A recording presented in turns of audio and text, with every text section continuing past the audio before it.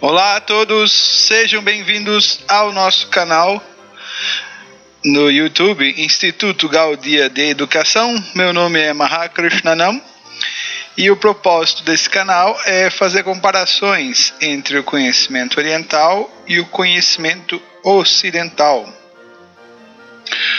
Hoje, particularmente, nós temos um tema bastante aquecido, bastante famoso, que é importado do Oriente, né, que vem da tradição oriental, especialmente da tradição indiana, que é o Yoga. O que é o Yoga? Então, eu vou discorrer sobre o que é o Yoga, mas não do ponto de vista do senso comum. Eu vou estar discorrendo sobre o que é Yoga através da sua fonte original, das escrituras védicas. Então venham comigo para a gente entender um pouquinho mais o que é a prática do yoga. Então, para embasar esse conhecimento, essa pesquisa sobre o que é yoga, eu vou estar trazendo um dos maiores textos, um dos principais textos, um dos principais cânones, dos principais textos sagrados da tradição védica, da tradição hindu, que é a Bhagavad Gita. Então a gente pode chamar essa videoaula também de As Yogas ou os Yogas na Bhagavad Gita. Então, a fim de dar uma introdução, a gente quer saber primeiramente o que são esses Vedas, né? Então, os Vedas, traduzido do sânscrito, pode ser conhecimento, saber sagrado, são de gênese, de início não consensual, tendo como ponto de referência em que foram compilados nos anos entre 4.000 e 3.000 antes de Cristo. Aqui então é o Dr. Mahadeva, MP, da Universidade de Nova Delhi. Compreendem o compêndio, os Vedas, da antiga literatura sagrada hindu. Sua autoria é atribuída ao sábio Vyasadeva, Srila Vyasadeva, Krishnadvaipayana Vyasadeva, que é considerado pelos próprios Vedas como uma encarnação de Krishna. Os Vedas foram passados de boca a boca, ou seja, tradição oral, Shruti, né, aquilo que foi ouvido devido a uma excelente memória do ser humano nas eras passadas, em um período de antiguidade, e se supõe que eles foram revelados pelo próprio Deus, a Paurusheya. A Paurusheya, a palavra Paurusheya vem de Purusha. A Paurusheya significa não humano. Então, esse prefixo a significa negação, como no grego ou no latim. Então, significa que não depende dos instrumentos, das ferramentas epistemológicas que o ser humano tem de conhecer. Como é que o ser humano pode conhecer? Especialmente através dos sentidos, da empiria. E a empiria leva os sedimentos, leva a matéria-prima, então, para se formar os raciocínios, para a inteligência discriminar. Através da lógica, através das inferências. Então, a mente e a inteligência vão trabalhar a partir dos elementos que os sentidos colherem. Porém, esses dois elementos, como os sentidos são imperfeitos, as inferências, a lógica material, ela também vai ter seus defeitos, especialmente em se tratando de conhecer a verdade absoluta, o summum bonum, Deus. Por quê? Porque Deus é Adokshaja. aquele que está além da percepção sensorial. Então, dessa forma, um conhecimento apaurushaya é um conhecimento que não depende dos elementos humanos, das ferramentas humanas, especialmente os sentidos. Tá, mas então como que esses sábios videntes, esses rishis, conseguiram esse conhecimento? Eles conseguiram através da purificação desses sentidos, da purificação da mente, através da prática do yoga. Então, através da prática do yoga, eles se conectam com a fonte, com a verdade absoluta. Então, eles se tornam elegíveis para que esse conhecimento seja revelado para eles. Lembrando que eles não são os escolhidos ou pessoas especiais. Qualquer um de nós, eu e você, podemos receber esse conhecimento revelado. Somos fonte de Veda, de conhecimento revelado. É só nós submetermos ao processo, ao método correto, e nós também nos tornamos elegíveis para conhecer. Os Vedas originais se dividem em 4, a saber, Rig Veda, Yajurveda, Samaveda e Atharva Veda. Basicamente, tais escritos são compostos de hinos, samhitas, cerca de 1017 hinos contendo diferentes porções estabelecidas em versos e prosa. Enquanto os diferentes hinos védicos estão ocupados com a elevação das condições materiais do ser humano, de acordo com Satyrupadas Goswami, ou seja, especialmente os hinos védicos, os hinários, Rig, Veda, eles vão trabalhar com a porção Karma Kanda, que é a porção que trata da eudaimonia, do bem-estar do ser humano. E como é que esse bem-estar do ser humano acontece de maneira religiosa, dhármica, através da adoração aos diferentes devas, os semideuses, existe essa troca de interesses, através de austeridades, penitências e diversos rituais. Esses rituais, essas cerimônias, esses hinos que glorificam os devas se encontram especialmente nessa seção dos hinos védicos, dos samhitas. Porém, são as Upanishads que vão iniciar uma indagação racional acerca do que está além do sensível, que é o Brahman, a fonte de tudo, e o Atman, que é o ser em si, e do bem-estar físico e emocional do homem, ou seja, que está além do sensível e do bem-estar físico e emocional do homem, do ser humano. Pois as Upanishads, que são os fragmentos conclusivos, o Siddhanta do Veda, e que por conseguinte se lhe denominam Vedanta, a meta última de todo conhecimento, contém as doutrinas metafísicas acerca da realidade última e os meios para compreendê-la. Então aqui fecha a citação do professor Mahadeva, que, se eu não me engano, o livro é o Convite à Filosofia Indiana, uma coisa assim, desculpe, esqueci literalmente o nome do livro do Dr. Mahadeva, mas é um livro muito importante sobre catalogação, história do pensamento, da filosofia, da religião hindu no geral. A síntese das 108 dissertações que formam as Upanishads, então aqui a gente já passou de uma busca para o bem-estar humano para uma indagação, o que é a verdade absoluta. Então isso já está no ramo da filosofia. E quem cuida da filosofia, a parte que está a filosofia nos Vedas, são as Upanishads e a Vedanta Sutra. Então as Upanishads é reunida no Vedanta Sutra, ou seja, a essência desses 108 Upanishads, ela se encontra no Vedanta Sutra. O Vedanta Sutra é o resumo, é o néctar das Upanishads, também conhecido como Brahma Sutra, Badarayana Sutra, Vyasa Sutra.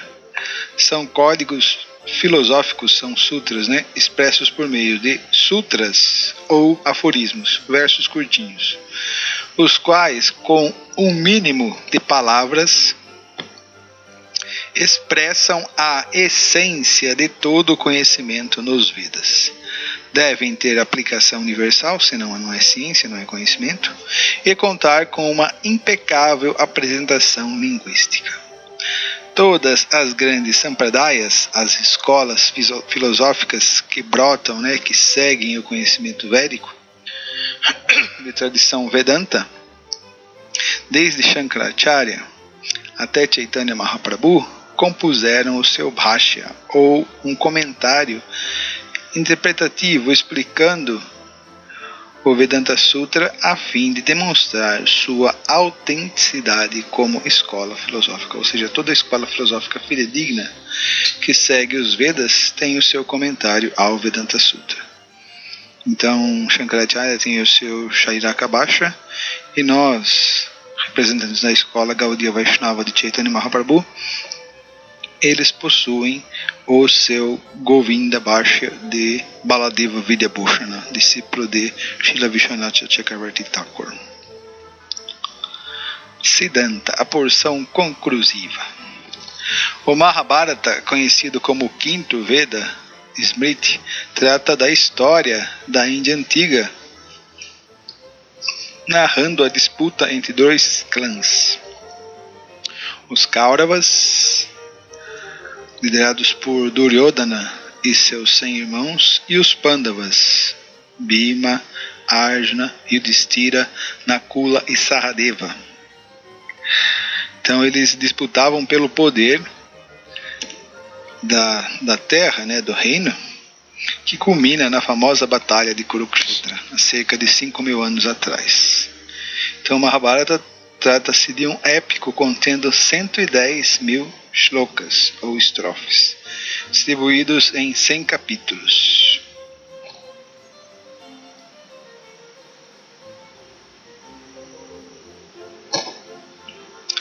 Então, como se deu a batalha de Kurukshetra? A batalha de Kurukshetra ela acontece devido ao fato de os Pandavas, que eram justos e piedosos, eram eticamente, moralmente elevados e dependentes de Deus, ou seja, eram pessoas que cultivavam a espiritualidade, a sua relação com Deus, com Krishna. Eles eram os herdeiros naturais do reino de Bharatavarsha. Porém, Dhritarashtra, que era irmão de Pandu, o rei original, acaba assumindo o reino porque Pandu não poderia governar. Ele abandonou o corpo, ele faleceu. Então Dhritarashtra ficou como rei interino. Só que como ele era cego, ele não podia governar. Então ele fica como rei interino até os Pandavas, até os 5 Pandavas crescerem e poderem naturalmente governar. Porém, Dhritarashtra ficou apegado ao reino, e especialmente manipulado, influenciado por seu filho egoísta, invejoso, cheio de vícios, que era Duryodhana, que personifica o mal, né, o Adharma. Eles usurparam o reino. Então muita coisa acontece, mas a batalha de Kurukshetra é uma batalha entre o bem e o mal. Tem esse simbolismo metafórico, mas também ela é histórica, de acordo com os seguidores dos Vedas. E é a batalha entre, na época eram as duas partes, né, o mundo todo, lutando pelo reino, né? Duryodhana representando os Kauravas e Arjuna e os Pandavas representando os filhos de Pandu, né, os virtuosos. Krishna, como sempre é fiel ao seu devoto, Suprema Personalidade de Deus, ficou do lado do Dharma, dos religiosos, dos piedosos, que eram os Pandavas, associados eternos do Senhor Krishna. Então, basicamente, essa é o contexto, de maneira bem breve que eu estou contando, é o contexto da Batalha de Kurukshetra. Ainda é importante falar sobre a figura de Arjuna, que Arjuna ele também representa a nossa condição existencial nesse mundo. Então Arjuna estava perplexo, confuso, ele não queria lutar, devido ao fato dele ter que enfrentar do outro lado pessoas que eram muito amadas, bem-querentes. Dronacharya não era bem-querente, não. Dronacharya, que foi o guru, que foi o mestre de armas dos Pandavas, Bhishma, que foi o avô, que foi o tutor, que foi quem criou realmente os Pandavas, e outros parentes, primos, amigos e bem-querentes. Então, quando ele vê essas pessoas, ele fraqueja, ele não queria lutar. Como qualquer pessoa piedosa não vai querer agredir uma pessoa que lhe é querida. Então Arjuna fica nessa perplexidade, fica nesse dilema, fica nesse momento muito difícil, tanto que ele quer abandonar a batalha. Então a batalha, a guerra, é comparada à nossa existência, à nossa vida diária, à nossa luta contra o mundo, contra as coisas, contra os sentidos, contra esse monte de adversidades e situações complicadas e difíceis que nós vivemos. Nós vivemos todos os dias passando por pequenas batalhas. Temos que lutar para existir, para vencer nesse mundo. Então, diante da perplexidade dos dilemas existenciais de Arjuna, fugir, se tornar um covarde, ou enfrentar a batalha e alcançar a glória, o reino, mas matar os seus parentes, matar os seus bem-querentes, ele se refugia em Krishna. Ele aceita Krishna como orientador, como guru, como mestre. Então o que Krishna vai propor para Arjuna, ele vai propor a prática do yoga. Então é sobre esse yoga, sobre o que é esse yoga, que nós vamos falar então nessa videoaula, a partir do contexto da Bhagavad Gita. Então Bhagavad Gita, como ele é,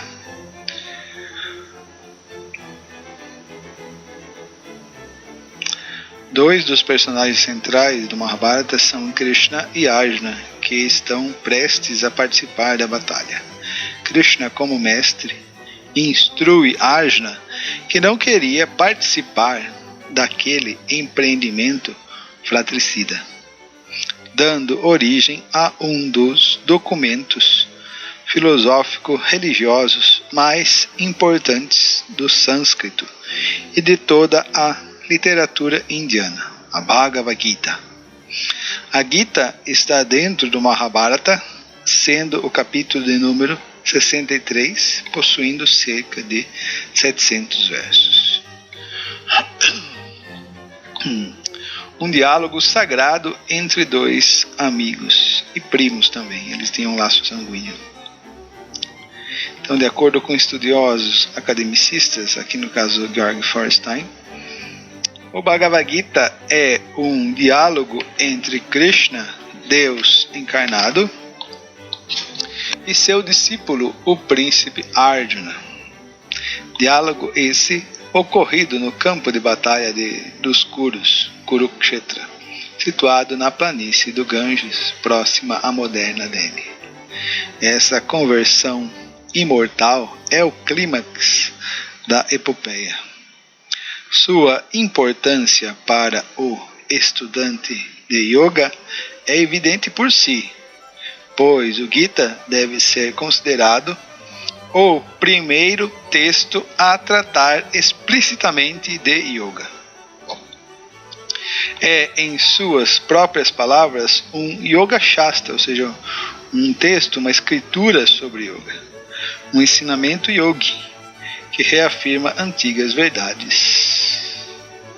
Então o Bhagavad Gita ela tem essa função dentro dos Vedas, ele vem trazer diversos pontos explicados nos Vedas, diversos processos, procedimentos, tradições, rituais, e ele vem converger, ele vem alinhar, ele vem confluir todas essas diferentes práticas, os diferentes ensinamentos dos Vedas em um ponto só, que é o ponto de Bhakti Yoga, que é o ponto de desenvolver o nosso amor eterno e latente pela personalidade de Deus, o Senhor Shri Krishna. Um ponto só de correção aqui do nosso amigo Georg Feuerstein é quando ele fala Krishna como Deus encarnado. Krishna, ele não é uma encarnação como alguns pensam, né, na cultura indiana, né, alguns estudiosos pensam. Krishna é a própria suprema personalidade de Deus, ele é Deus em si, e outras personalidades como Vishnu, Shiva e Brahma são encarnações do Senhor Krishna. Isso não é uma visão unilateral. Essa é a explicação correta, a explicação mais profunda e direta dos Vedas. Etechan Sakalapunsa Krishna Stu Bhagavan Swayam. Krishna é a original personalidade de Deus. Do ponto de vista religioso, a Bhagavad Gita é um texto Vaishnava, ou seja, dos seguidores de Vishnu, dos seguidores do monoteísmo, que adora Krishna ou Vishnu, já que são a mesma personalidade. Porém, Vishnu, ele vem do corpo de Krishna, apesar de não serem diferentes, ambos serem Deus. Uma vez que considera Vishnu ou Krishna como sendo o Senhor Supremo. Ao passo que, do ponto de vista filosófico, né, do ponto de vista dos Upanishads, do Vedanta Sutra, a Bhagavad Gita compreende um dos fundamentos triplos da tradição Vedanta. Ou seja, os Vedantas trabalham, os Vedantistas, né, os seguidores de Shankara e outros, eles trabalham com esses três textos, né? A Vedanta Sutra, que é um Shruti original, é um Veda original, as 108 Upanishads, que são também Vedas originais, o Brahma Sutra, o Vedanta Sutra e a Bhagavad Gita. A Bhagavad Gita, ela é um Smriti, ela é uma história, ela não faz parte dos Vedas originais. Porém, os Vedas não fazem essa distinção entre Shruti e Smriti. Tudo é conhecimento, né? O quinto Veda, de acordo com o Srimad Bhagavatam, não é diferente. Mas devido ao fato do Bhagavad Gita trabalhar com lógica, com pensamento racional, então os filósofos vedantistas aceitam o Vedanta Sutra, as Upanishads e a Bhagavad Gita. Do ponto de vista cultural e social, a Bhagavad Gita representa o hinduísmo ortodoxo e tradicional, o brahmanismo, o Smarta Brahmanismo, né? Na medida em que aceita a autoridade do Veda e a ordem social religiosa de 4 grupos sociais chamados Varnashram. Então, Dharma quer dizer Varnashram Dharma, né? As 4 divisões sociais, que ainda é uma plataforma material. É religioso, é piedoso, mas ainda está preocupado com o bem-estar humano, que é o coração Dharma. Então aqui quem falou foi o Itamar Theodor, que é da Universidade de Haya, de Israel, que é um grande estudioso da Bhagavad Gita, né? Ele tem um livro chamado Bhagavad Gita,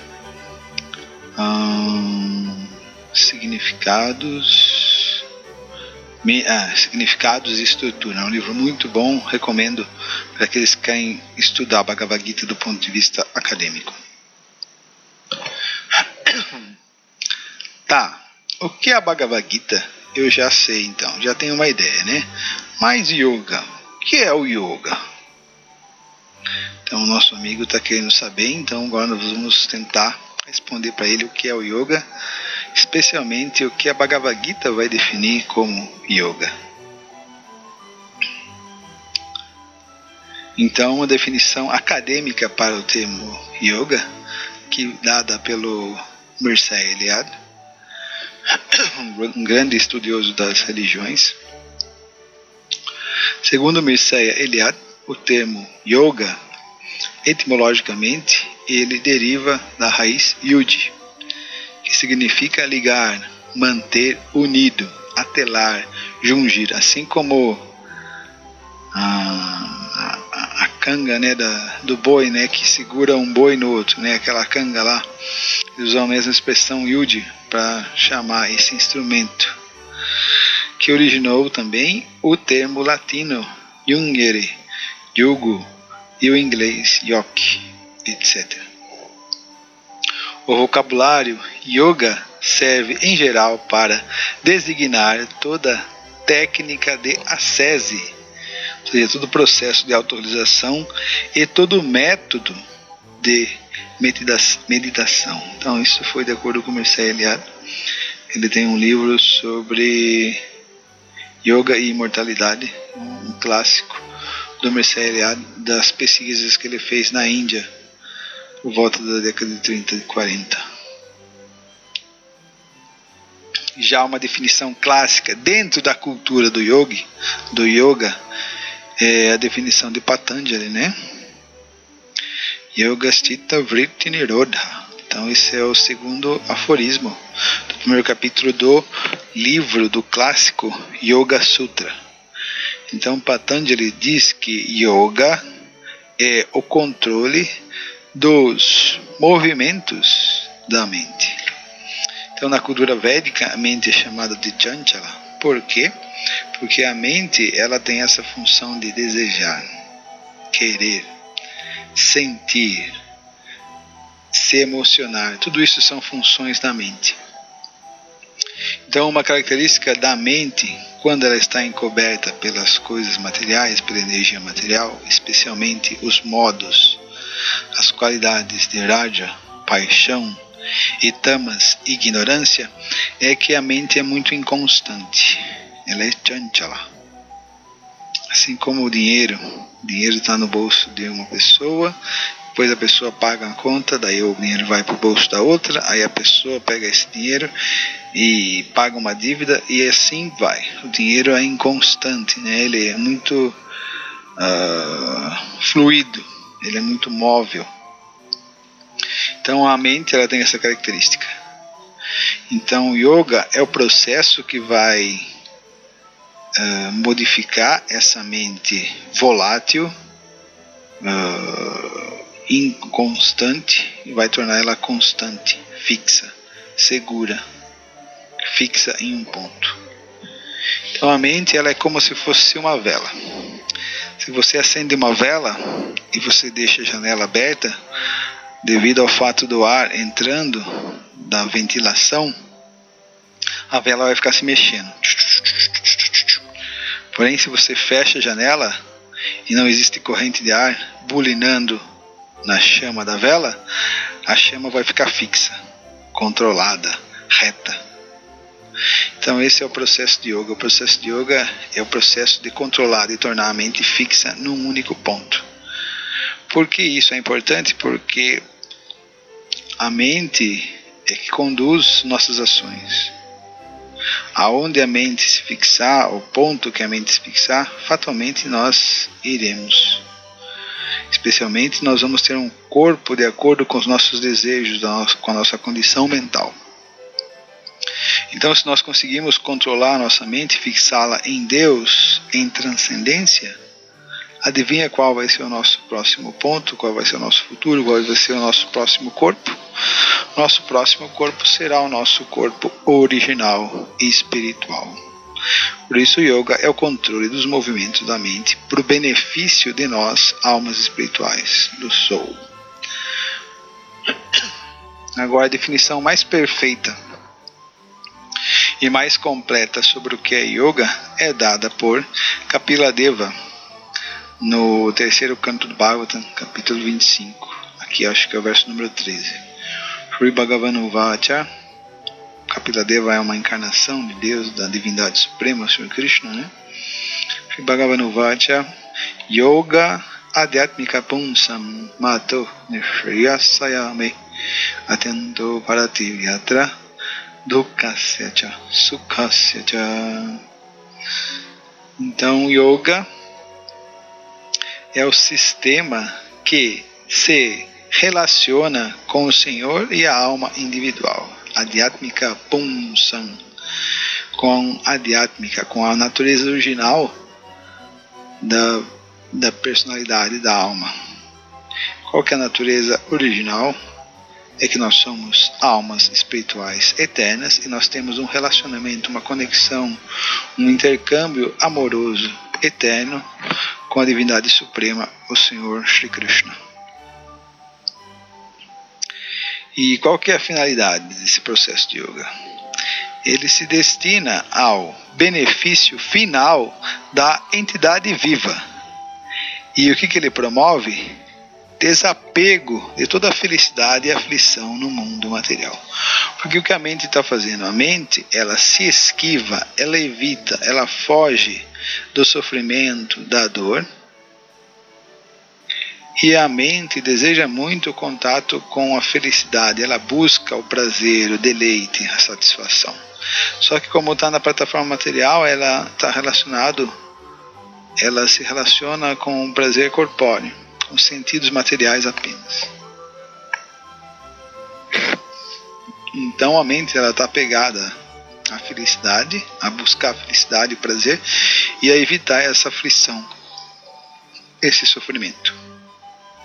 Então quando a mente se controla, devido à prática intensiva, forte de yoga, disciplinada de yoga, a mente ela entende que ela não tem nada a ver com esse corpo material e ela fica à parte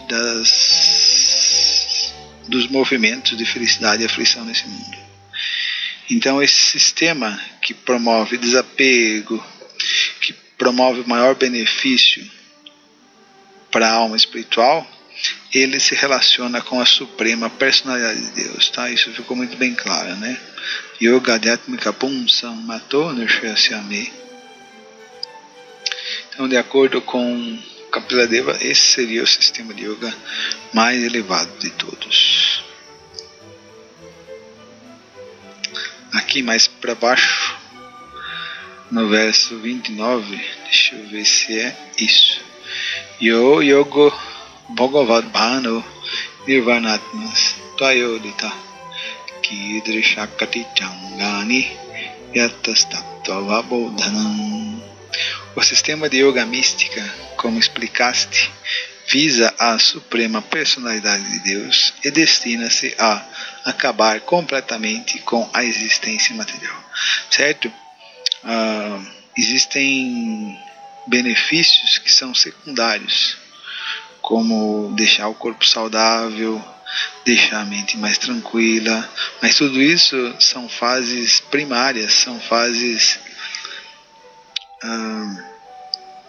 introdutórias à verdadeira meta, ao verdadeiro processo de yoga. O processo de yoga ele tem como finalidade destruir, cortar a nossa ligação com esse mundo material. Ou seja, praticar yoga pensando em estar bem nesse mundo material, ou praticar um suposto processo de yoga visando o benefício, cultivando o bem-estar do corpo nesse mundo material, isso não é yoga em sua forma plena, isso não é o processo de yoga como ele é recomendado pelos Vedas. Não é o yoga na sua estrutura original, é uma distorção, é uma degradação do que é o processo de yoga. Aqui Mãe Devahuti falando na continuação do verso: por favor, mostra-me a natureza deste sistema de yoga. Quantas maneiras há através das quais se pode realmente entender esta sublime yoga? Então isso é um ponto. O processo de yoga é como se ele fosse uma espinha dorsal, ou melhor, como se fosse uma escada, no sentido de que ele é evolutivo, que ele é gradativo, que ele começa numa plataforma contaminada, baixa, inferior. Ele vem resgatar o ser humano, né? Vem resgatar a alma do mundo e vai elevando, progredindo a consciência dessa entidade viva, dessa alma, até chegar no processo mais elevado, até chegar na etapa mais elevada, que é o degrau de Bhakti Yoga. Então, na Bhagavad Gita, Krishna vai chamar esse degrau mais baixo de Yoga Ruruksha, e o degrau mais elevado, a fase final de Yoga Rudra. Isso vai estar no capítulo 6 da Bhagavad Gita. Então, agora que nós já tivemos essa introdução, os conceitos básicos do que é um processo de yoga, que é um processo de autorrealização, um processo de ascese, por isso as palavras yoga e religião, elas têm uma conexão, elas têm uma semelhança, elas têm uma aproximação muito grande, porque a palavra yoga vem da raiz verbal yud, que quer dizer conexão, ligação, e a palavra religião vem da palavra latina religare, que significa religação, né? Religar, ou seja, ligar novamente. Então, o mesmo objetivo de um processo de yoga é o mesmo objetivo do processo de religião, ou seja, ambos, yoga e religião, são o mesmo processo, porque ambos são um processo de ascese mística, ou seja, de elevação à alma a quê? Ao seu encontro, à sua ligação, ao seu intercâmbio pleno com a Suprema Personalidade de Deus. Isso é yoga, é a mesma coisa que a religião. Então, na Bhagavad Gita, essa escada, que é a mesma coisa, essa espinha dorsal do yoga, é dividida em 3 partes: Karma Yoga, Jnana Yoga e Bhakti Yoga. Então, Karma Yoga é yoga da ação, do trabalho, né? Nossa interação com o mundo é o primeiro degrau da escada. Ou seja, a alma ainda está bastante em contato com o mundo e com as suas necessidades corpóreas, ou com as necessidades do corpo, né? Quando se age no mundo renunciando aos resultados, ou seja, você trabalha em Karma Yoga, você age, interage com o mundo. Para interagir com o mundo, você precisa trabalhar. Sem trabalhar, você não pode manter nem ao menos o corpo vivo. Então, trabalho é uma das traduções no mundo. Trabalho no sentido mais abrangente da palavra, mais comum da palavra, melhor dizendo, né? De ir para o trabalho e produzir, né? Por que você trabalha? Você trabalha para que você tenha um salário, para você poder para que você possa manter o corpo e as necessidades básicas do corpo, para que você possa ter dinheiro para comprar as coisas. Então, Karma Yoga, você ainda está nessa questão, você tem família, esposa e um emprego, só que você não trabalha visando apenas isso. Você vai usar esse salário, esse fruto do trabalho, você vai destiná-lo, o excedente, aquilo que sobra. O ideal seria que fosse a metade.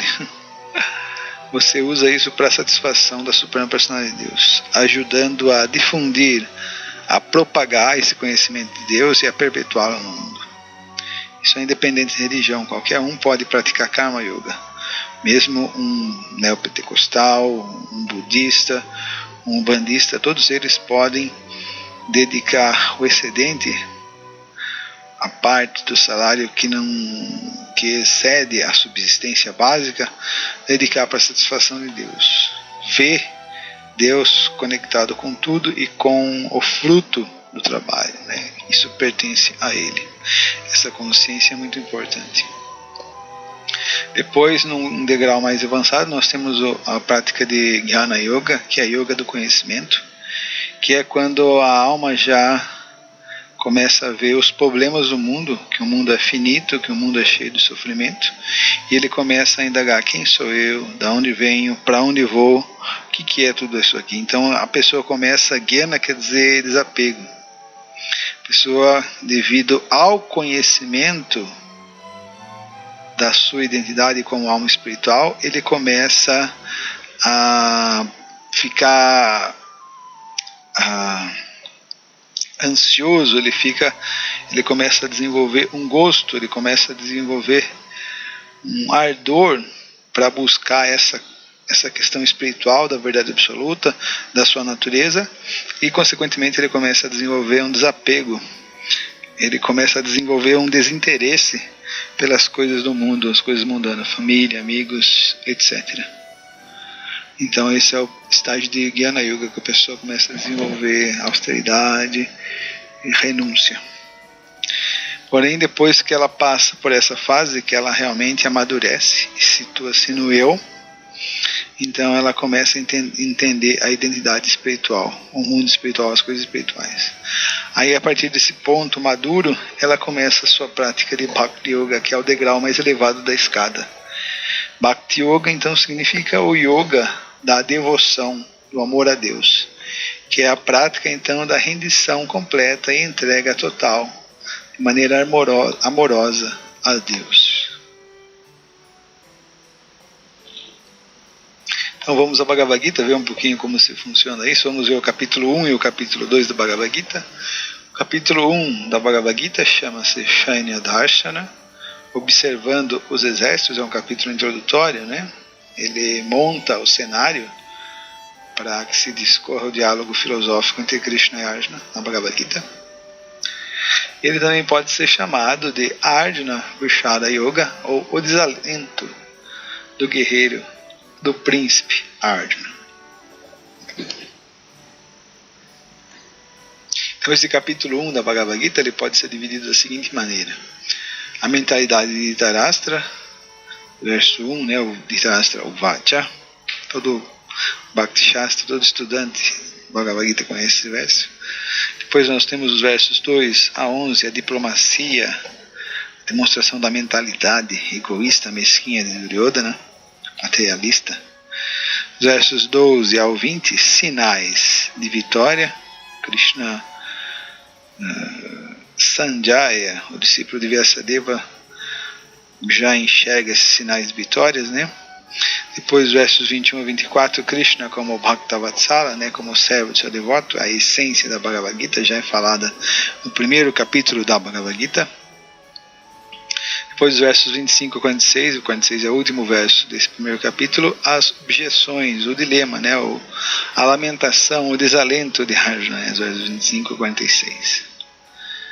Então aqui nós temos um resumo pelo Burijana no Surrender Unto Me, da Bhagavad Gita, resumo do primeiro capítulo.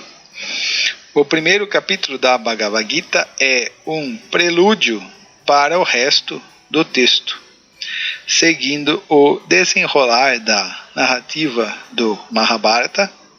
Os exércitos inimigos estão agora prontos para a primeira batalha da grande guerra de Kurukshetra. Após o tumultuoso sopro de búzios de ambos os lados, sinalizando o início da batalha, Arjuna pede a Krishna para posicionar sua carruagem entre os dois exércitos. Arjuna então vê, para seu horror, seus pais, avós, professores, tios, irmãos, filhos e amigos nas fileiras de ambos os exércitos, preparados para a batalha. Oprimido pela tristeza de ver seus parentes íntimos, professores e amigos reunidos em um espírito militante, Arjuna, sentindo compaixão, perde o ânimo e decide não lutar. Ele era o maior guerreiro, Arjuna era o maior guerreiro de sua época. Porém, quando ele vê aquelas pessoas queridas, ele é tomado por compaixão, porque ele tinha um coração muito elevado, era uma pessoa muito elevada, muito nobre. Então ele sente empatia. Como ele vai poder matar aquelas pessoas que são tão importantes e queridas para ele? Num nível mais abrangente, mais filosófico. Qual ética, qual civilização, qual moral iria apoiar que alguém, mesmo por justa causa, matasse seus parentes, primos, irmãos e mestres? Nenhuma ética, nenhuma civilização, nenhuma moral saudável iria apoiar isso. Então Então é exatamente isso que Krishna quer mostrar. Ele quer mostrar um padrão moral, um padrão ético, um padrão de dharma material aplicado à vida social, à vida mundana, que é esse, do amor, de apego aos parentes. Então ele vai querer elevar, ele vai querer transcender a Arjuna dessa moral material mundana para uma moral, para um dharma transcendental. Enquanto Arjuna estava baseado na moral, na ética, atrelada ao corpo social e material, Krishna queria elevá-lo à moral espiritual, à moral da alma espiritual. Nós somos almas espirituais e não temos nada a ver com esses corpos materiais. Então ele queria elevar a consciência de Arjuna a um patamar muito mais elevado. Ele queria mostrar que, como aqueles guerreiros, Bhishma, Drona, Karna, eles não têm nada a ver com esse corpo material. Mesmo se não se ocupasse na batalha, eles iam acabar morrendo. Por quê? Porque o corpo é finito e a alma espiritual é eterna. Então esse é o primeiro beabá, esse é o primeiro ensinamento que alguém tem que compreender, praticar yoga. Para que alguém possa alcançar sucesso na prática do yoga, é vital que ela entenda: eu sou uma alma espiritual e não tenho nada a ver com esse corpo material. É lógico que mesmo uma pessoa em consciência de Krishna, ele é uma pessoa consciente, ele cumpre com seus deveres, mas intimamente ele sabe que não tem nada a ver com esse mundo material e que a sua verdadeira condição fica no mundo espiritual. É lá que é o foco da sua consciência. É lá que é o foco da sua meditação. Então, vamos fazer uma breve análise dos personagens da Bhagavad Gita, aqui no caso do nosso amigo Dhritarashtra. Dhritarashtra Uvacha Dharma Kshetri Guru Kshetri, o verso que eu falei para vocês. Samaveta Yutsava Mamaka Pandavas Chaiva Kimakurvata Sanjaya. Dhritarashtra disse ao Sanjaya que fizeram os meus filhos e os filhos do outro lado, Pandu, depois que se reuniram no lugar de peregrinação em Kurukshetra, desejando lutar. Então, isso que Dhritarashtra queria saber. Será que os filhos dela se deram bem? Ele está morrendo de curiosidade para saber sobre isso. Então, um dos significados do nome de Dhritarashtra é por quem o reino é mantido. Ou seja, ele é muito apegado ao reino, ele é muito bitolado, muito preso ao reino, né? Ele dependia muito desse reino, do poder de ser o governante.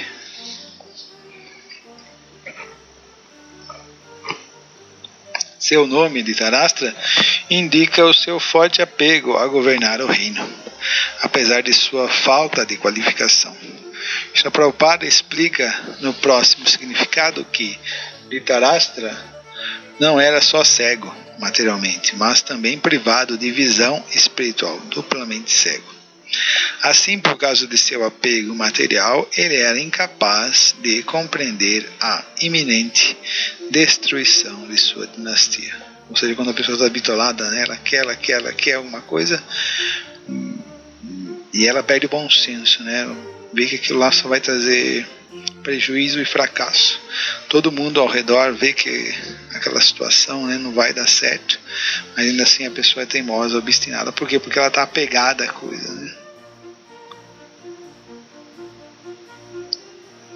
Já Sanjaya é um dos heróis, dos virtuosos, né? Ele que está transmitindo a batalha de Kurukshetra, né? Ele que está televisionando, ou melhor, mendivisionando para Dhritarashtra, né, o que está acontecendo lá em Kurukshetra. Eles estão no reino, né, em Hastinapura. Então Dhritarashtra está sabendo tudo o que está acontecendo pela capacidade mística de Sanjaya.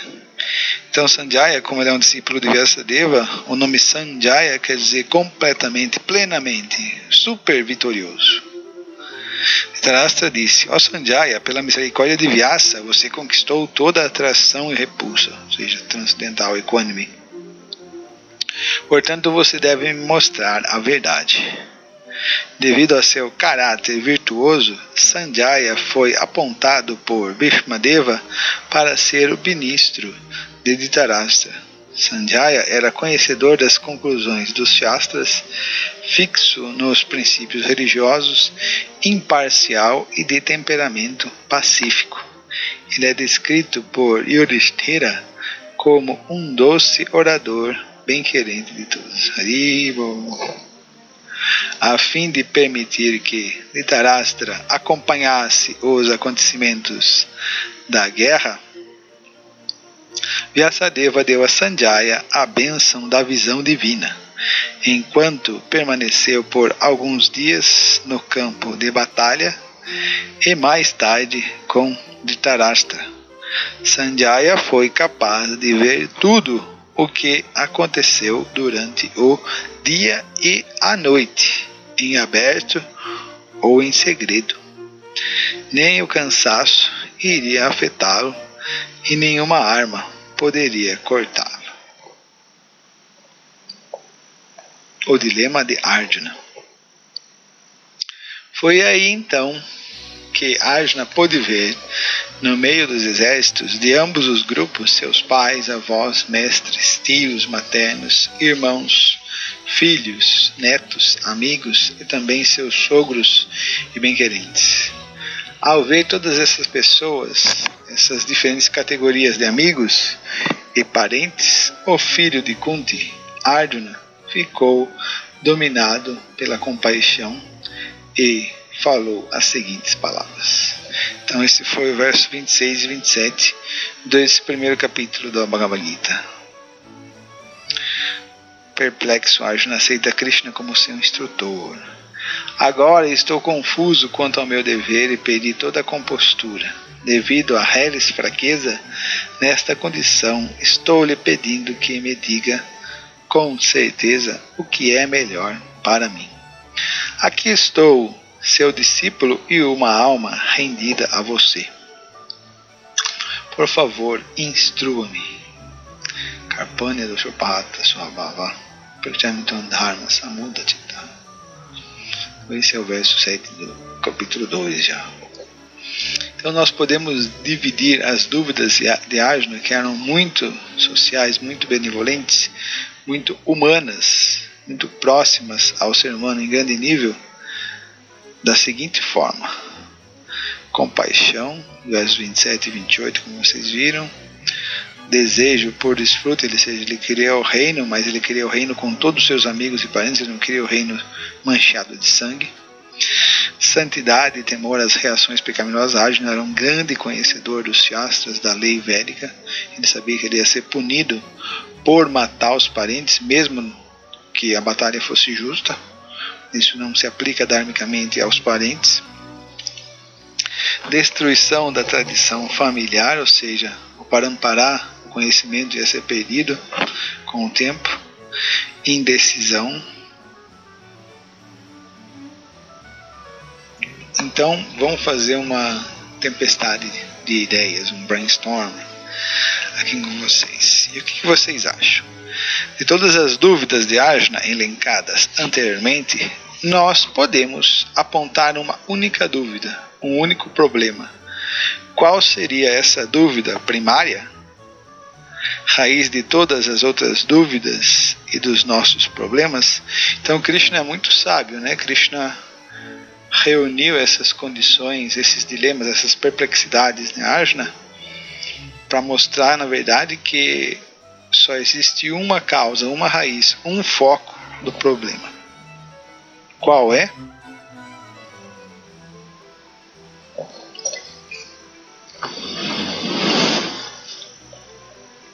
Identificação e apego ao corpo material. Ignorância e apego ao corpo são sinônimos. A raiz de todos os problemas. Então Prabhupada explica: compaixão, lamentação e lágrimas materiais são sinais de que se ignora o que é o verdadeiro eu. Compaixão pela alma eterna é autorrealização. Ninguém sabe onde se deve aplicar a compaixão.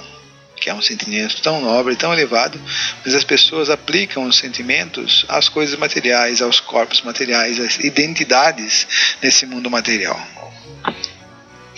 Compaixão pela roupa de um homem que está se afogando é absurda. Um homem caído no oceano da ignorância não pode ser salvo pelo simples fato de alguém recuperar sua roupa externa. O corpo material grosseiro, feito de muco, bile, sangue, etc. Terra, água, fogo, ar e éter. Aquele que não sabe disso e lamenta-se pela roupa externa, pelo seu corpo e pelo corpo do outro, é chamado de Shudra, pessoa de classe inferior, ou aquele que lamenta desnecessariamente. Esse é o significado do primeiro verso do segundo capítulo. Então, já que Krishna deu essa... Krishna e Arjuna deixaram essa entrada, o primeiro ensinamento que Krishna vai ensinar é isso, a diferença entre o corpo e a alma.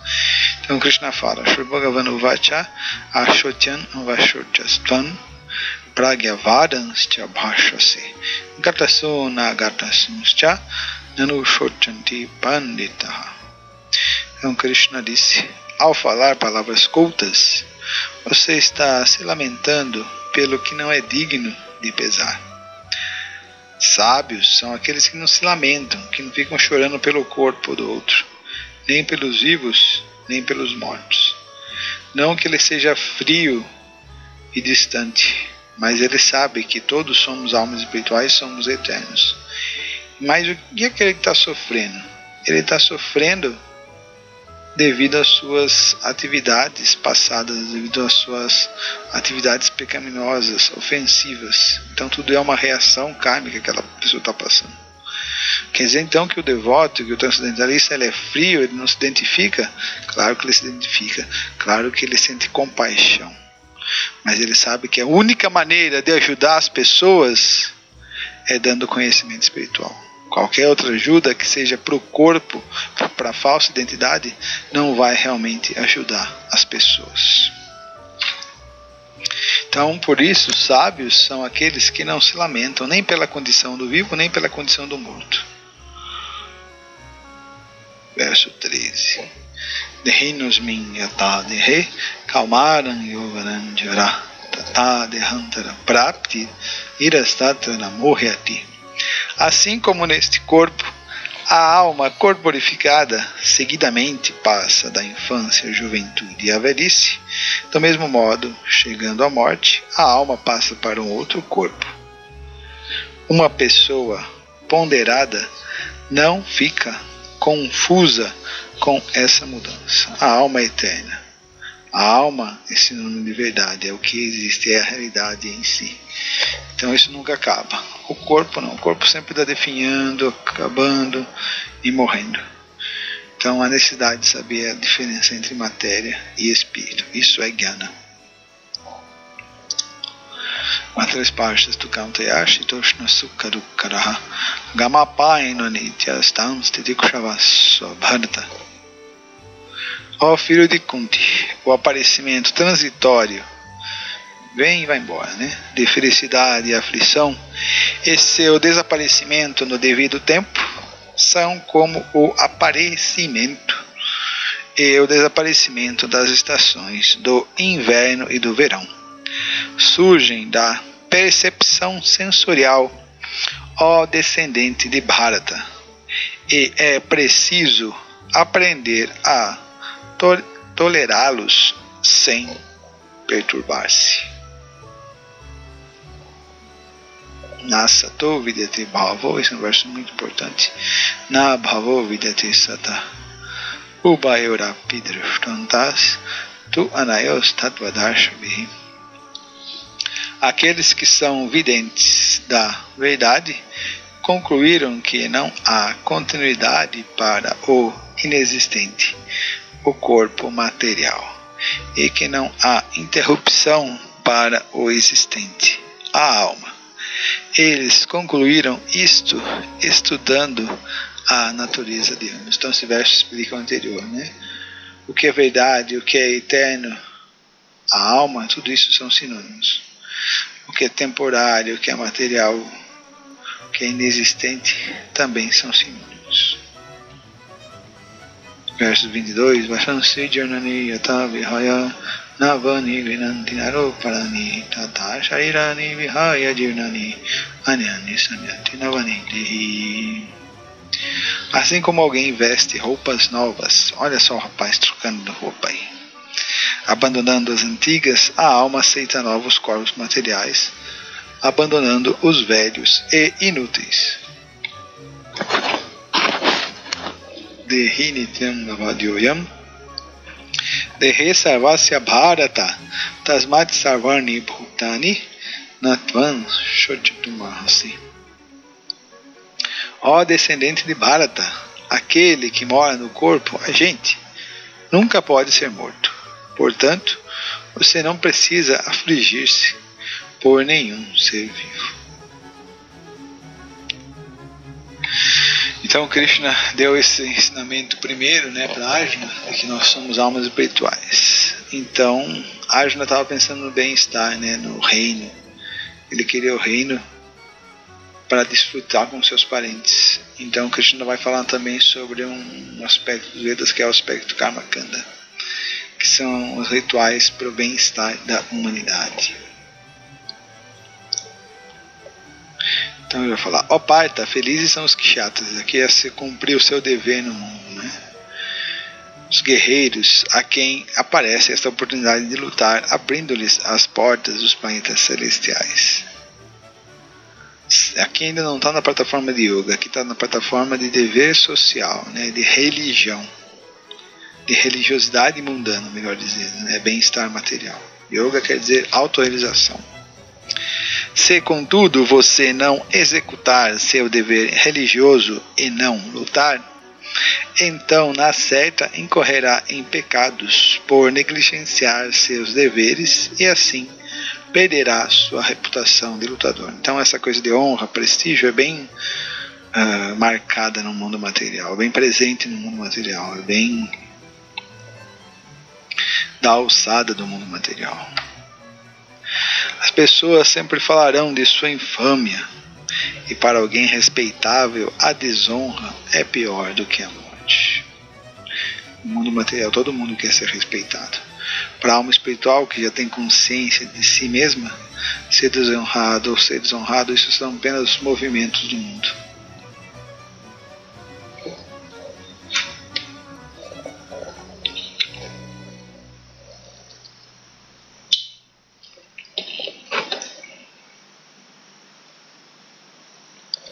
Então a gente Krishna vai juntar essas duas sessões. Karma, né, o trabalho, a ação. É importante você trabalhar no mundo, é importante você agir, especialmente aqueles que estão começando, né, aqueles que estão ainda numa plataforma neófita, que é a maioria das pessoas no mundo. Então você junta essa necessidade de trabalho, de manutenção no mundo, manutenção do corpo, essa necessidade, com conhecimento. Então você junta karma com guia, o trabalho com conhecimento. O conhecimento significa o quê? Conhecimento sobre Krishna, conhecimento de que nós somos almas espirituais, servos eternos de Krishna. Então é com esse conhecimento, Gyana, que você vai interagir com o mundo, karma.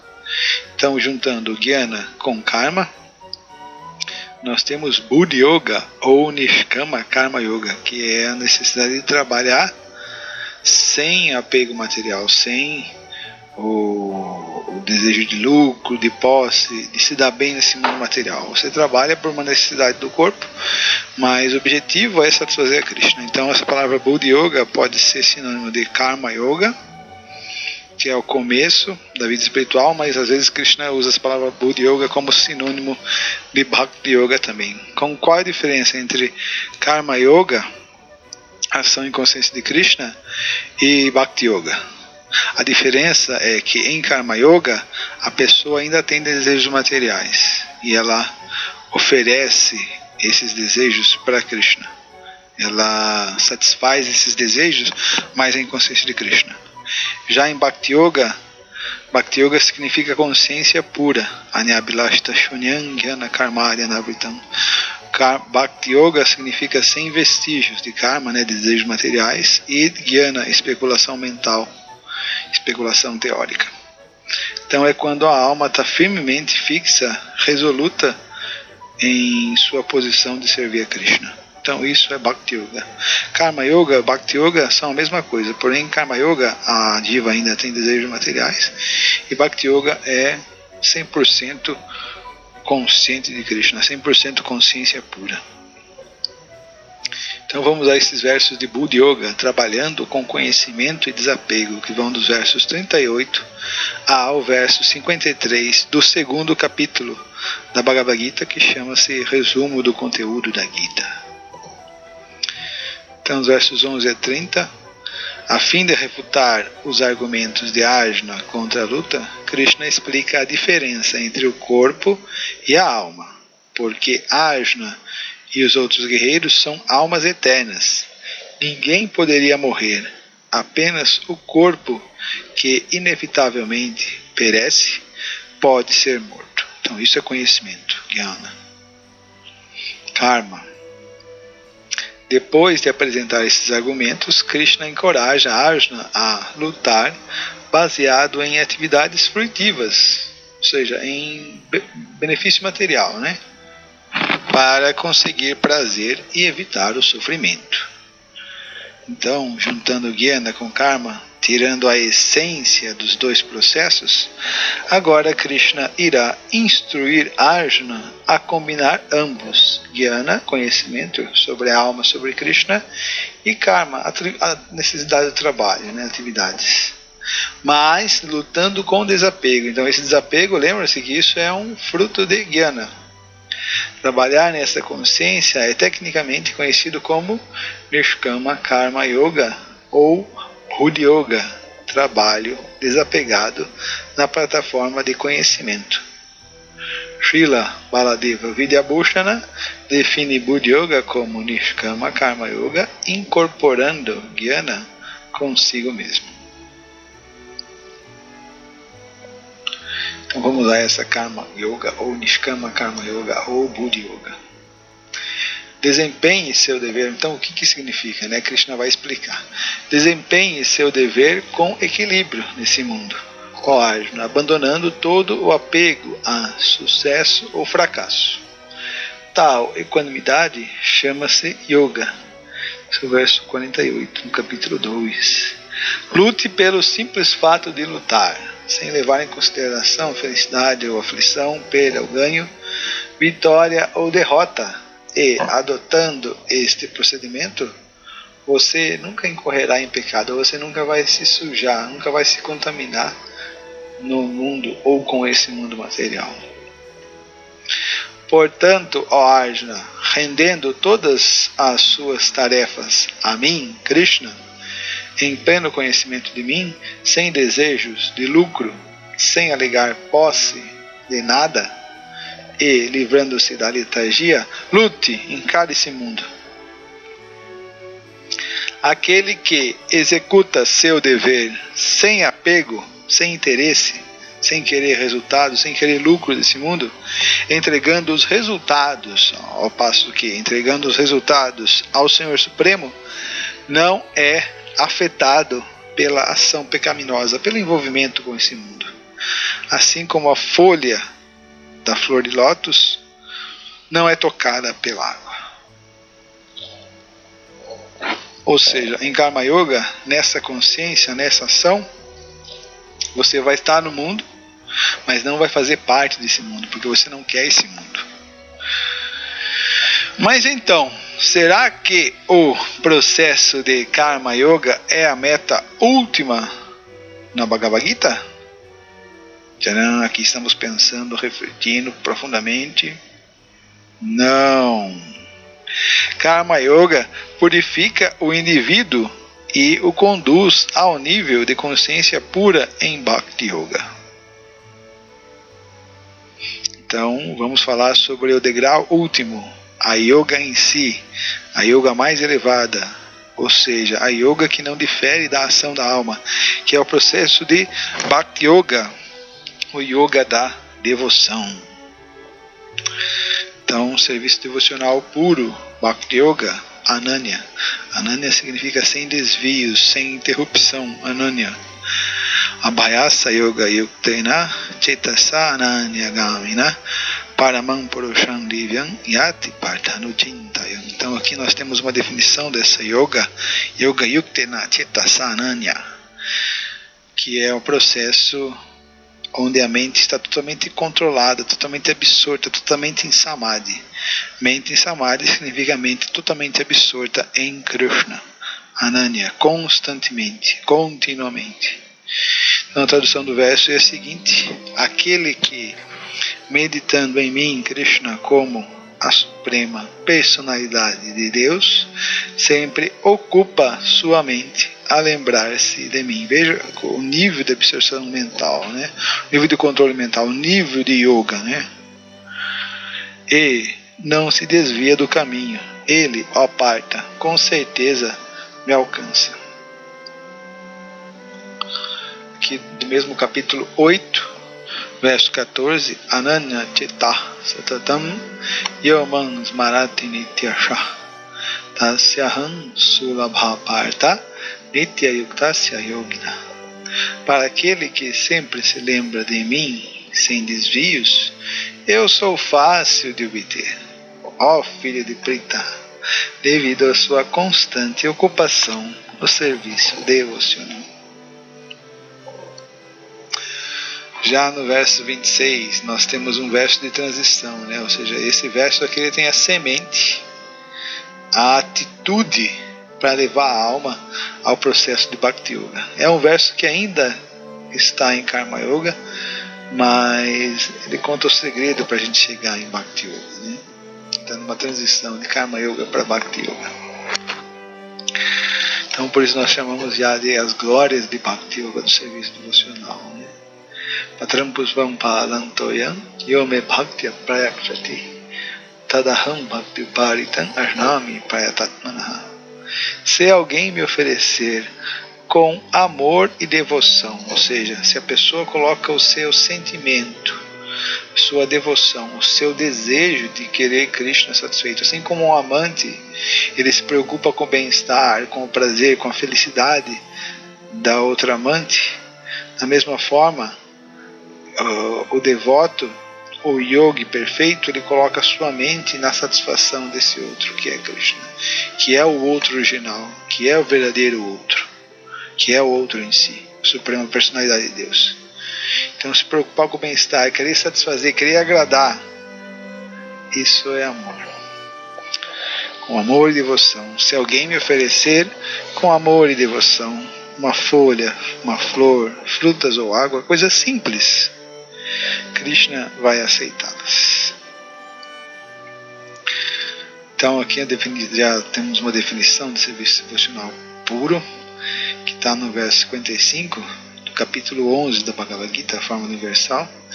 Mad karma krimat paramo mad bhakta sangha vardita nivaira sarva bhuteshu yasamamiti bandava. Meu querido Arjuna, aquele que se ocupa em meu serviço devocional puro.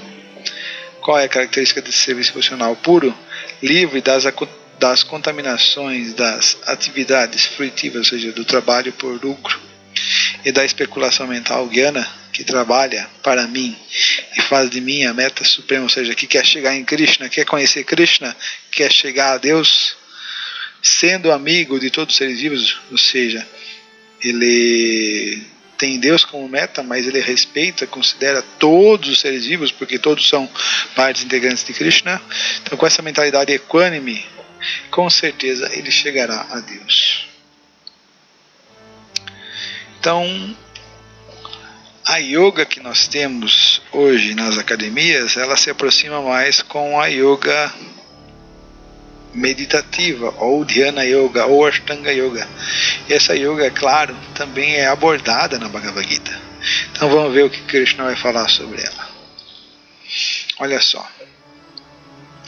Para praticar yoga é necessário dirigir-se a um lugar isolado e forrar o chão com grama cuxa, e depois cobri-la com a pele de um veado e um pano macio. O assento não deve ser nem muito alto nem muito baixo e deve estar situado num lugar sagrado. O yogi deve então sentar-se nele muito firmemente e praticar yoga para purificar o coração, controlando a mente num único ponto. Aqui, definição de yoga: deve-se manter o corpo, pescoço e cabeça eretos, conservando-os em linha reta, e deve-se olhar fixamente para a ponta do nariz. Assim com a mente plácida e subjugada, sem medo, livre por completo da vida sexual. Em Karma Yoga ainda se tem atividade sexual de maneira religiosa, com a família, com a esposa. Deve-se meditar em mim dentro do coração e ver a mim como a meta última da vida. Ou seja, aí a gente vê a conexão de Ashtanga com Bhakti. Praticando este constante controle do corpo, da mente e das atividades, o transcendentalista místico, com sua mente regulada, alcança o reino de Deus, ou a morada de Krishna, através da cessação da existência material. Na verdade é Vaikuntha, mas tudo bem. Capítulo 6, versos 12 ao 15. Tal método é refutado por Arjuna. Arjuna disse: Alma do Sudana, o sistema de yoga que você resumiu parece-me inviável e impraticável, pois a mente é inquieta e instável. A mente é inquieta, turbulenta, obstinada e muito forte ao Krishna. Parece-me que subjugá-la é mais difícil do que controlar o vento. Imagine. Então Arjuna deu um cartão vermelho para a prática exclusiva de Ashtanga ou de Dhyana Yoga.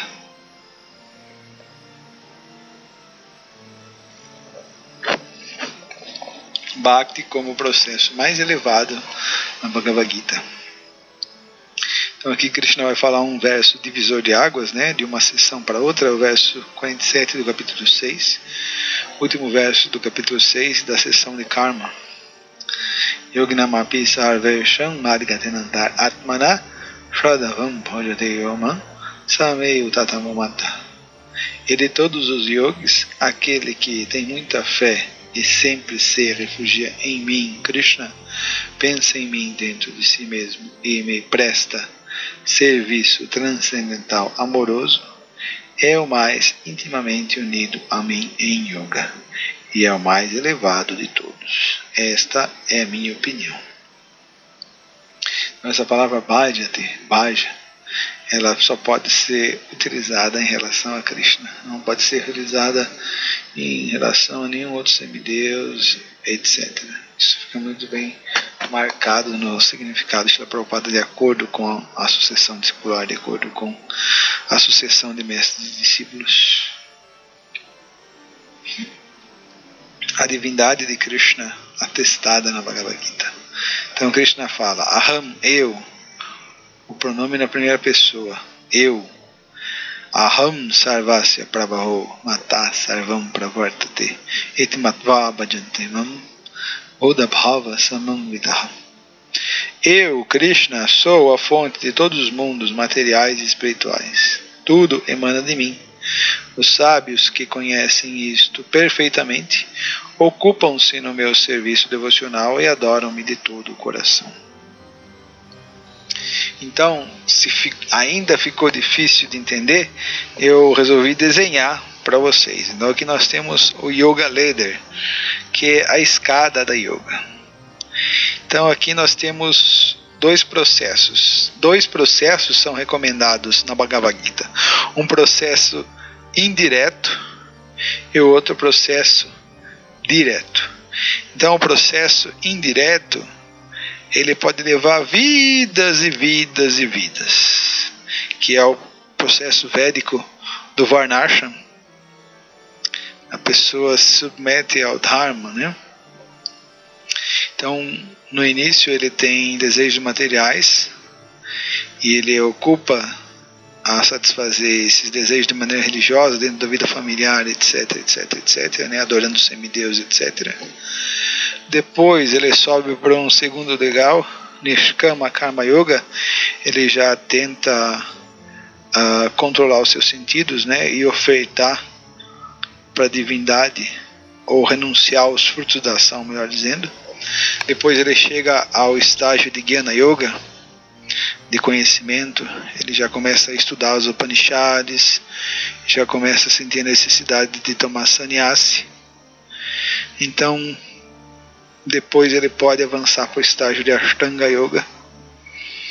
E isso pode levar vidas, gente. Daí, então, como um Ashtanga Yogi, ele corta finalmente os seus laços, as suas relações com o mundo. Ele corta os laços com família, amigos, sociedade. Então ele vai para a floresta praticar Ashtanga Yoga. Ele praticamente não vai comer, ou vai comer folhas e raízes, vai beber água e vai tentar controlar a respiração através de pranayama, e alinhado com a mente plácida, aí ele vai poder meditar.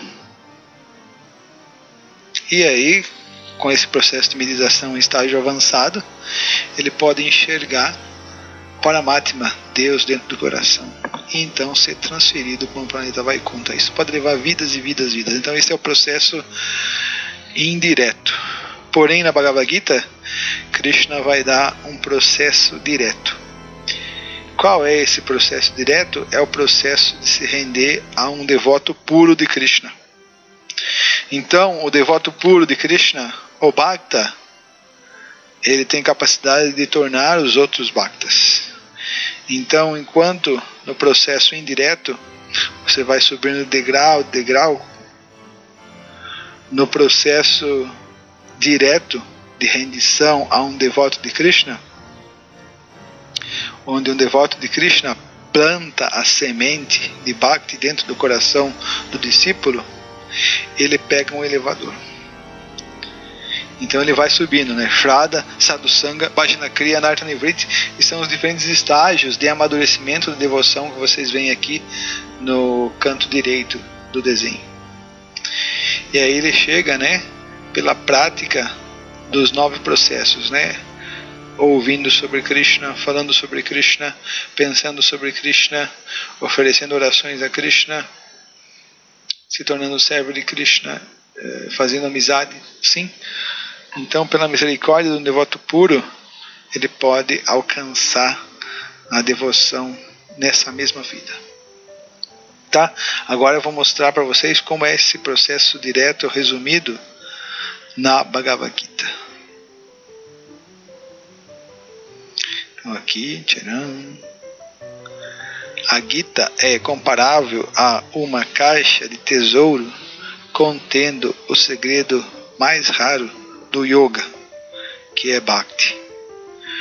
Os primeiros 6 capítulos, lidando com karma, formam a base dourada dessa caixa, enquanto que os últimos 6 capítulos, lidando com Jnana, formam sua cobertura superior incrustada com joias.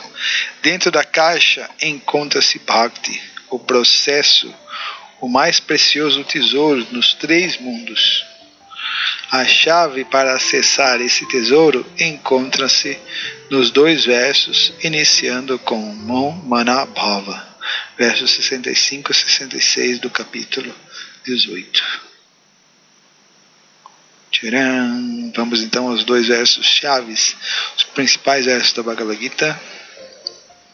Então, o caminho direto de Bhakti Yoga, o elevador, conhecimento ainda mais confidencial. Mam mana bhava ma bhakto, madhya jimam namaskuru, mamevashvasi satyante, pratijami priyosime. Pense sempre em mim, Krishna, e torne-se meu devoto. Adore-me e ofereça-me homenagens. Agindo assim, você virá a mim impreterivelmente. Eu lhe prometo isto porque você é meu amigo muito querido. Sarva dharmam parityaja mamekam sharanam braja ahantvam sarva papebhyo mokshashami mashuchaha. Abandone todas as variedades de dharma, sarva dharma, de religião, karma yoga, jnana yoga, e simplesmente renda-se a mim. Eu o libertarei de todas as reações pecaminosas, não tema. Como é que eu vou me render diretamente? Como é que eu vou abandonar tudo e me render a Krishna? Se rendendo ao representante de Krishna, ao devoto puro, ao mestre espiritual.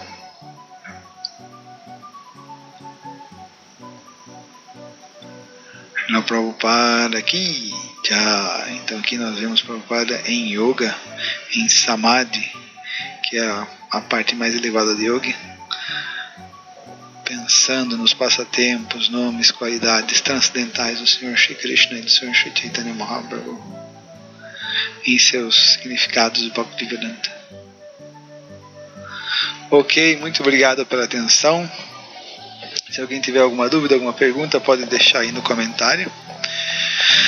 Muito obrigado pela atenção de todos, pela paciência. Tenham um bom dia, uma boa tarde ou uma boa noite. Por favor, se inscrevam no canal, deixem o like, para que a gente possa difundir esse conhecimento que é tão vital para a sociedade humana, com esse conhecimento do Gaudiya Vaishnavismo, conhecimento do Srimad Bhagavatam, da Bhagavad Gita, conhecimento sobre o que é realmente Yoga. Muito obrigado pela atenção de todos. Hare Krishna e tchau!